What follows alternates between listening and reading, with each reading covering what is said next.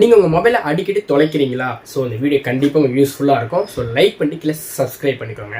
First நீங்கள் மொபைலை தொலைச்சதும் யாருமே எடுத்துகிட்டு வந்து நம்மகிட்ட திருப்பி கொடுக்கவே மாட்டாங்க. அவங்களே சுவிட்ச் ஆஃப் பண்ணி எடுத்துப்பாங்க. ஸோ இந்த ப்ராப்ளம் சால்வ் பண்ணுறதுக்கு ஃபோன்லேயே இன்பில்ட்டாக நிறைய செட்டிங்ஸ் கொடுத்துருக்காங்க. இது மூலயமா நம்ம ஃபோனை ஈஸியாக ப்ரொடெக்ட் பண்ண முடியும். ஸோ ஃபஸ்ட்டு என்ன பண்ணணும் பார்த்தீங்கன்னா, உங்கள் ஃபோனில் செட்டிங்ஸில் ப்ரைவேசின்னு ஒரு ஆப்ஷன் இருக்கும். அதுக்கெல்லாம் போனீங்கன்னா அன்லாக் டு பவர் ஆஃப்னு இருக்கும்.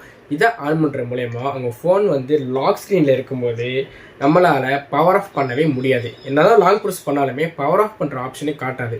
ஸோ பவர் ஆஃப் பண்ணணும்னா அன்லாக் பண்ண மட்டும்தான் பவர் ஆஃபே பண்ணவே முடியும். ஸோ இதை ஆன் பண்ணிக்கோங்க.